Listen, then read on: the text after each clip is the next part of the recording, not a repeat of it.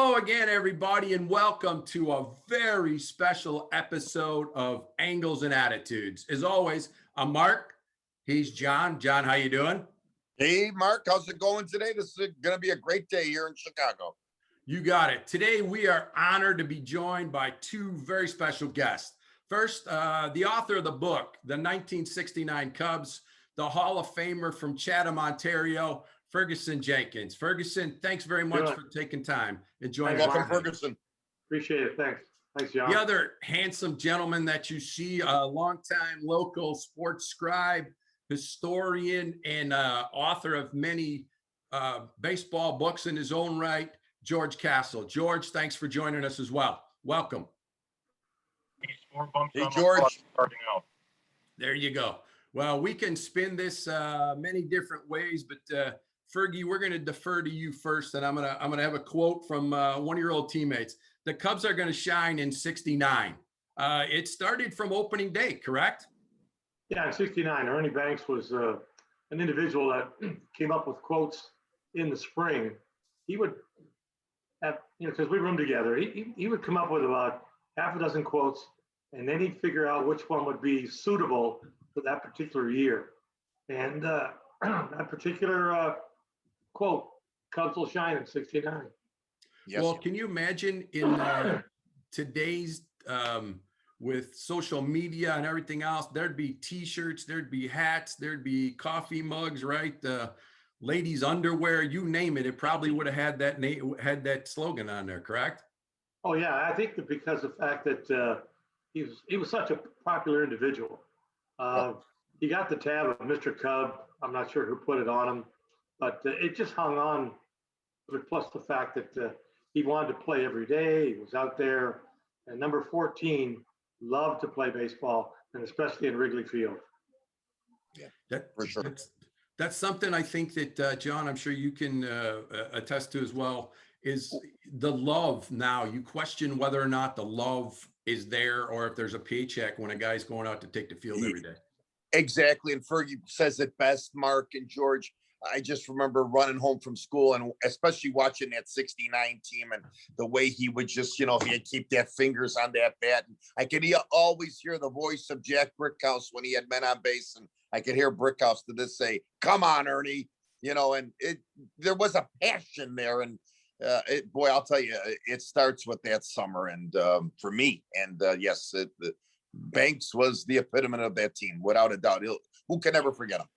John, do you know that when Ernie would have a heroic moment in 1969, he was 38 years old. He was the starting player in the National League that year. And Brickhouse would say, "You wonderful old man, you."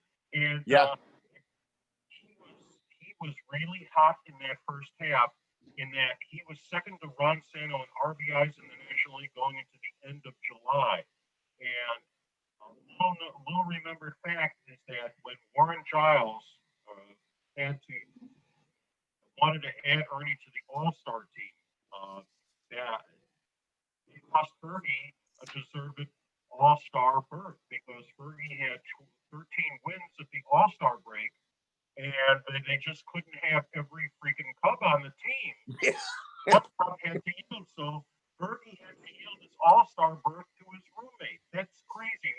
You remember that? You figure you're going to D.C., you're going to meet Nixon, and all of a sudden Ernie takes your place. Yeah, you know what? I can recall Ernie would have been the hero of that particular opening day in 1969. He had 2 home runs off Chris Short. Yes. And I gave up 2 home runs to Rick Mundy.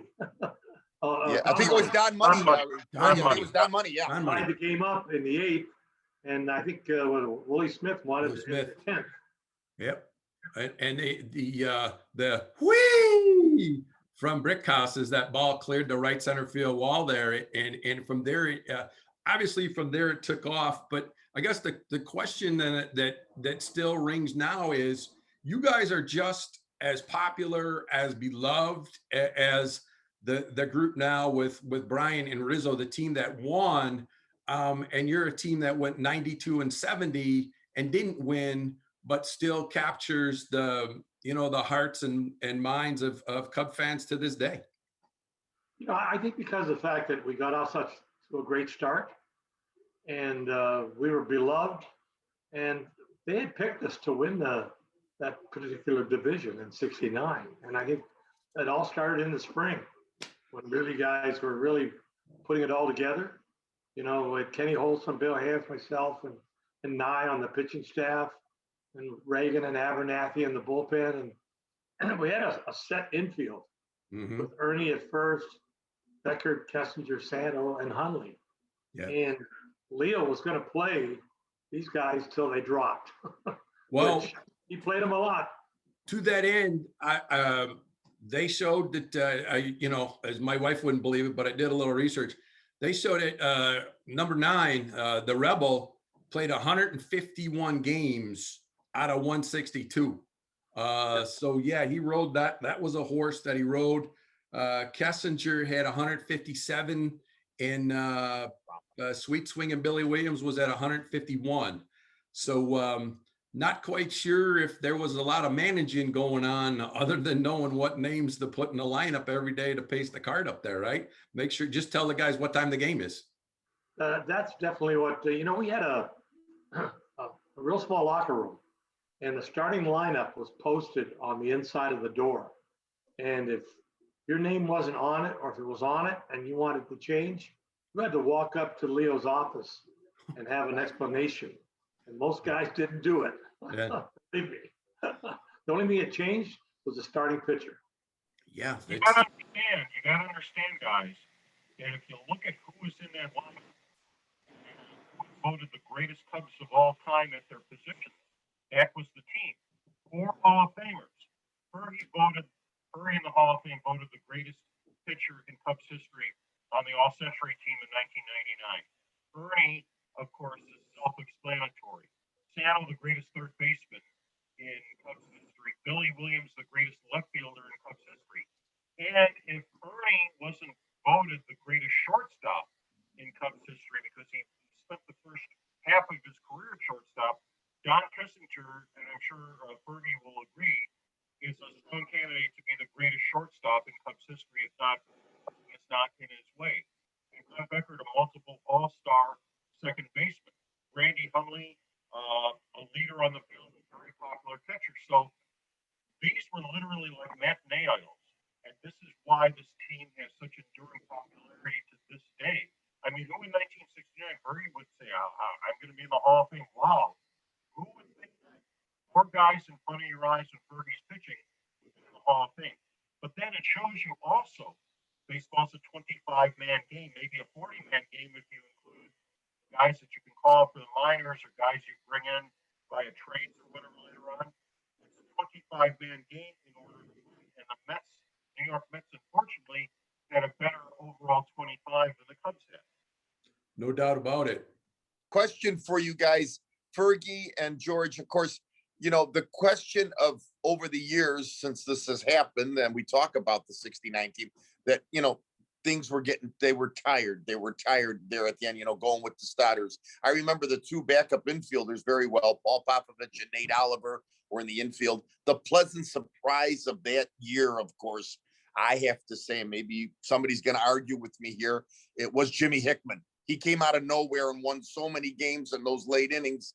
His power, was just phenomenal that summer. And of course, the platooning of Young and Spangler, and he had so many different Jimmy Qualls. But I mean, I know that, you can look back and question Leo now, but I guess the question's for Fergie. Fergie, did a lot of those things come up then when it was like August and September? Hey, we're getting tired, throw Papo in here, or, put Spangler in right, let's relieve him. Let's put in the young Oscar Gamble. What were your thoughts back then? Well, it could have been an ideal thing for Leo to do, but as I said, he had a starting lineup and he stayed with it. Hickman, I think over the course of that year, 70, 71 also, was a great clutch hitter. He went to the plate with an idea he was going to hit a certain pitch and he was going to drive it either. And he didn't hit a lot of balls to right field, but he was a straightaway center field hitter and a pull hitter. And he'd hit balls to left center, and he would drive the ball, especially in Wrigley Field or even on the road. He would drive that ball for extra base hits. He was one of our best clutch hitters in the lineup. Without a doubt. He was in center field. Leo used 9 different center fields. That was his record. He used 11 different right fields in 1967. He knew him well from the Phillies organization, Buffalo Phillips. He hurt his hand in spring training sideline, and when he came back, and he already had a kind of an emotional problem. He was had stomach ulcers, stomach problems. He was skittish about inside pitches. Fergie knew Adolfo really, really well, and when Leo finally was tired of Adolfo Phillips' issues, they traded him to the Expos for Paul Popovich, and that opened up a hole in center that the Cubs could not fill. And Fergie, that was a real issue because they were counting on Adolfo Phillips plugging that hole in center field, and when he couldn't answer the bell, it was a problem for him. I think you're right, George. Leo was an individual that looked at lineups, and if he didn't cater to the lineup, he changed it. And he was the only one that was capable of doing it. I mean, he didn't ask for advice. This is one of my ideas of what Leo was all about. If he wanted to change a lineup, that's what he did. I mean, he got Adolfo Phillips traded. He put in Don Young. He put in Qualls. Very seldom did he change the catcher. And we, at the time, I think we had Bill Heath, and I think we had Gene Oliver. Mm-hmm. And I think later on we traded for Chris Cannizzaro, if I'm not mistaken. That was a couple years later for me, but they had Okay. up too. But he wanted Randy Hundley because Randy controlled a lot of what was going on the field, especially with the starting staff. Sure. That's what we wanted to do. We had Kenny Rudolph, that was a pretty good hitter, never got a chance to play. Well, and those about Randy, that's very important. That he just wore himself down and he caught double hitters. That is true, but he had a finger infection. He caught his. Speaking of Chris Cannizzaro, he caught his finger on Chris Cannizzaro's shin guard in a game in San Diego in August, and Randy was hospitalized with an infection for the better part of a week. They lost him for the opening of the crucial homestand, starting with Kenny Oldsman's no-hitter, which was caught by Bill Heath and Gene Oliver on August 19th. Randy was finally released from the hospital, and on the way back home to Palatine, he had Betty, his wife, park the car outside Wrigley Field. Randy went into the clubhouse to check on some things or whatever, and Leo sees him. Leo was upset. He figured Gene Oliver was at the end of his road. Ken Rudolph was ready. He needed Randy back in there. And Leo made a pitch to Randy back into the lineup before he was ready. Now, if you have that finger infection, I think that they treated it differently. You're probably on the disabled list. You got an infection throughout your entire body. Mm-hmm. And Randy felt duty bound to go back in that lineup before he was ready. And he was weak. And Bernie can remember when Randy lost weight after that, had to hold up his pants with suspenders. So I recall that. Yeah, you're right. yeah, and that's what hurt Randy. Randy was third on the team in home runs at that point, behind Sano and Ernie, and he had 16 home runs. And he just did not recover the rest of that season, and that really hurt the Cubs down the stretch, having a very weakened Randy Hundley.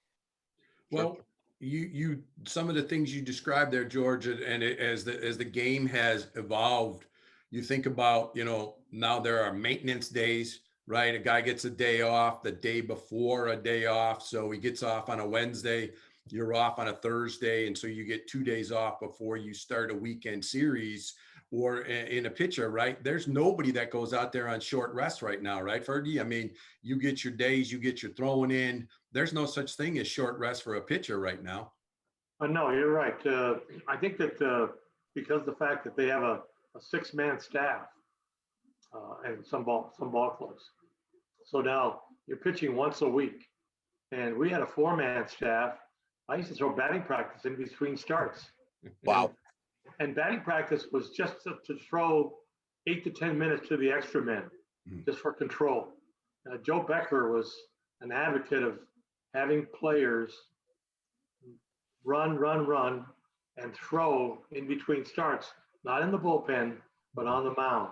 Kenny Holstrom didn't like to do it. Bill Pappas didn't like to do it. There was a few guys that didn't like it. Bill Hand, Froggy didn't mind it, and Rich Nine, myself, but there was something that Joe Becker had been doing it with the Dodgers and the Cardinals, had great success with it, with certain pitchers, and he wanted to stay with it. And that's what Joe Becker did with that staff with the Cubs.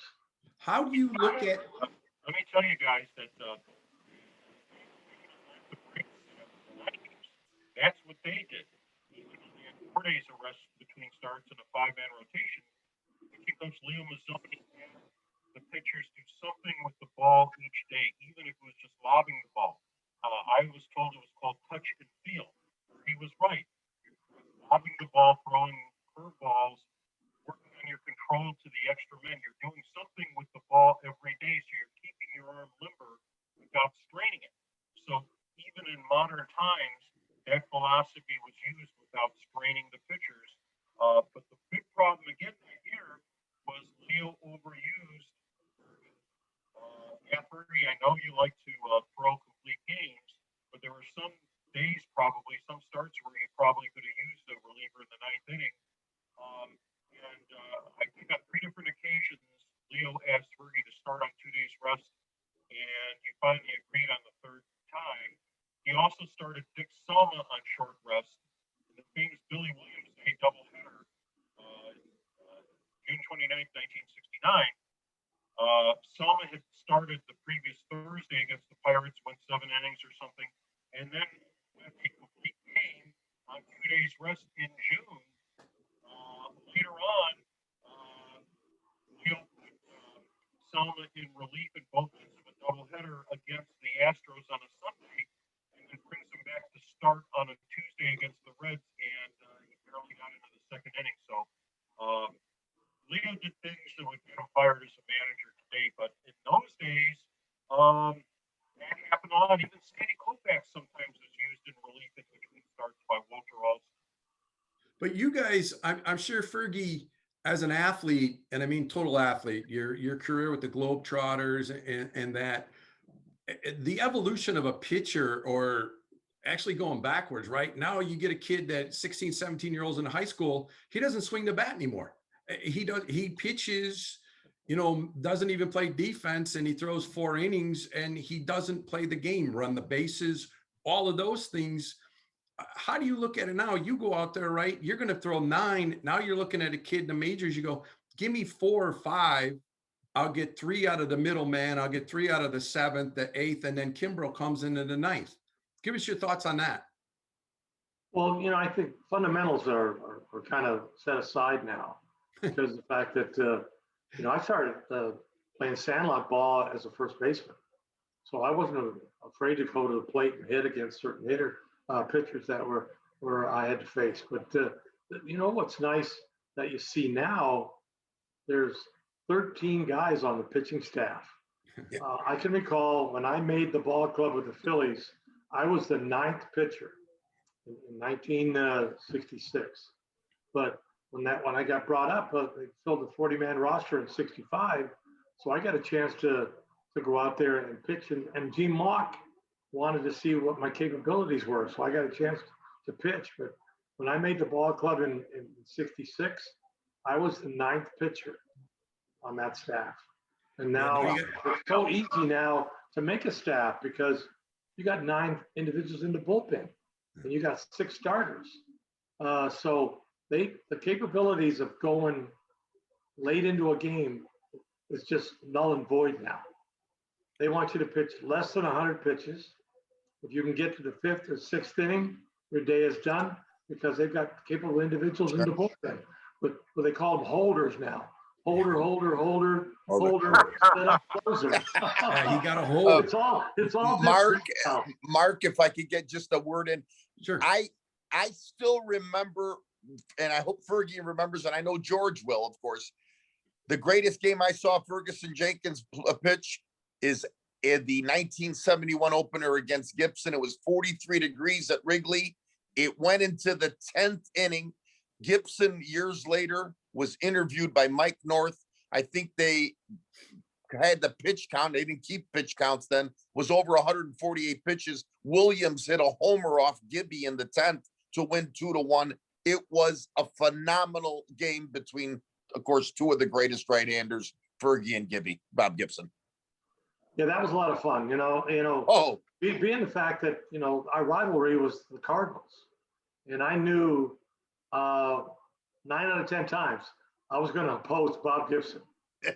And the lineup started off with Brock, Flood, McCarver, Shannon.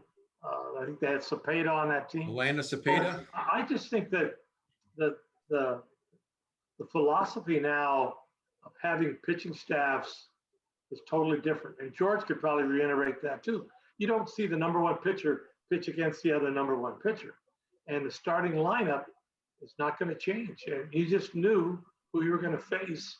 So you better have your act together, knowing the individuals that's going to be in the lineup, you know how to pitch it. And it was up to you not to make mistakes. Both knew that it would be a battle to the death. With three, 5-3, 1-0 decision against Gibby. And Gibby knew that he wasn't going to get more than 1 or 2 runs to work against Fergie. And I'm proud to say that I pulled off the first radio interview of me and Gibby together in 1996 when both were pitching coaches. And Gibby, at that time, kept his distance from opposing players. He said he didn't want anybody to get into his head. He paid the ultimate compliment to Fergie, knowing that he'd have to have his A-plus game to have any chance to win.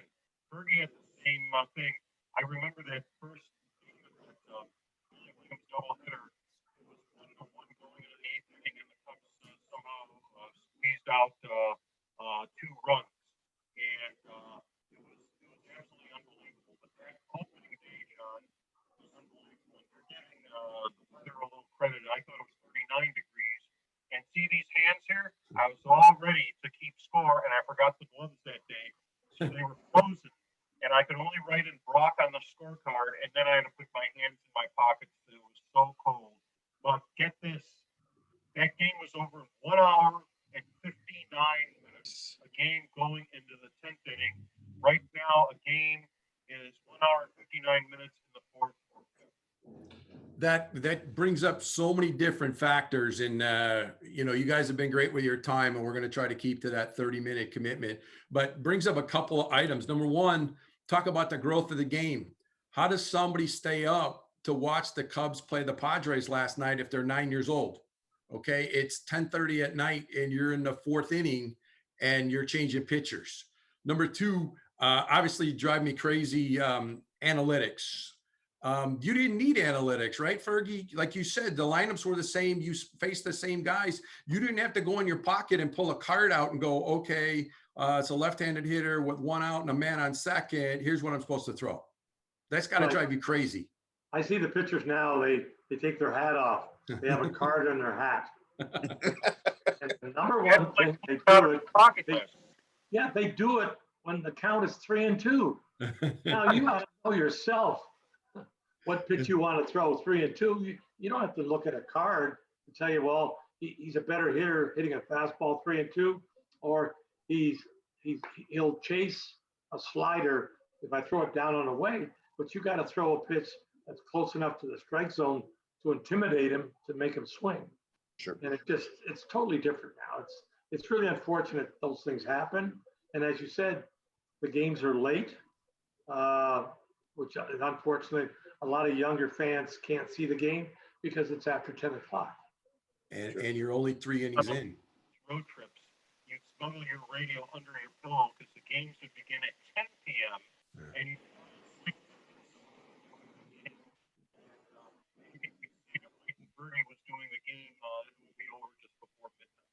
Well, that goes back to Fergie's hockey. The Blackhawks weren't on, right, John? We didn't get to the second period, 8:15, to get Lloyd Pettit on a Sunday night on a school night. Exactly, on You a had to Wednesday put and a your Sunday night, transistor for radio sure. under your pillow to listen to the second period and the third period of the Blackhawks and hope you That didn't little scream at the transistor, score, right, yep. John? Yeah, for sure. I remember those days vividly, where we had to wait for Pettit to come on after a guy that George probably remembers, Pat Sheridan, would do the pregame show. Mark, Fergie, and George, I just want to say I'm a big advocate of the book. This is the book, of course, Ferguson and George collaborated on. I've read everything about 69. I read Talley's book. I read Miracle Collapse. I read DeRocher's Cubs. And I want to just say Fergie and George on this Cub book that you guys have put together here. I've read it 3 times and I'm in love. It's the best book of the 69 that I read of the 4. Well, George has to take a lot of credit because him being an individual that was very knowledgeable, and he had a lot of access to get to the Tribune or the Sun-Times, to have articles that he knew exactly what was going on that year. And plus the fact that as a player, I knew what guys were doing a lot of times in the clubhouse, prior to the clubhouse, or after the game. So we collaborated pretty good. It ended up being a pretty good book. Testify that Ron Santos Pro's Pizza was not that the cardboard box tasted better than the pizza. Yeah, right. Well, I tell you, in the game, the cardboard tastes better than the pizzas. Oh, yeah. Can I tell one more story about Yeah, go right ahead. All right. Now, the famous Les Grobstein, at age 17, organized a cancer benefit softball game at Dillon Stadium on, I think it was July 16th or 17th, 1969. It was after a daytime game against the Mets. Hot as hell. Well, the front office provided Les with 2 pretty good guests, Fergie Jenkins and Ernie Banks. Can you imagine calling the front office? You're 17 years old. Can you give me a couple of players? They just got to do the greatest players and prepare. So it's the 16-inch melon ball softball game, and they asked Fergie to pitch 2 innings. And Fergie, of course, is so limber, he can do anything in sports. So he pitches 2 innings, does well. The crowd is entertained. What happens? Fergie's scheduled start is the next day against the Mets. He gets racked up. Now, there's no publicity about that then. Can you imagine a major league pitcher doing that today? You and outcry on social media and the regular media. He pitched in a softball game the night before he's supposed to pitch. But that's how close the players were to the public then. That's how we lost something. When you have your pitcher come and pitch in a softball game and think nothing of it the night before he's pitching. We lost a lot by not having that be able to happen today. Well, I can't even begin to underscore that 17 times this Sunday, because that's what made, as we bring this to a close, and we thank you guys for your time again, is you guys were part of the community, part of the fabric that you could just walk down the street, but you still get the respect. I saw you, Fergie, my own story 2 years ago. My daughter got her master's degree in at Northern, and you were walking around the Communication Center. That's probably December of 2018. And I'm like, hey, there's Fergie. And everybody's like, but to me, you were just part of it. Wasn't running and screaming and, hey, give me an autograph. That's just a guy from my childhood. That's all. And he's still part of it. And we welcome you and appreciate what you did. And we appreciate beyond belief what you did today. I might be Uncle of the Year for at least a 20-minute period of time. So if, John, you don't have anything else? Just 2 things. I want to mention something to George, and one last thing for Fergie. George, I know you're coming out with the book about Dick Allen and the 72 White Sox. We are looking so much forward, because if it's anything like the book you and Fergie collaborate that I'm holding up so everyone can see, really hats off. Just phenomenal, George Castle. Phenomenal. Ferguson.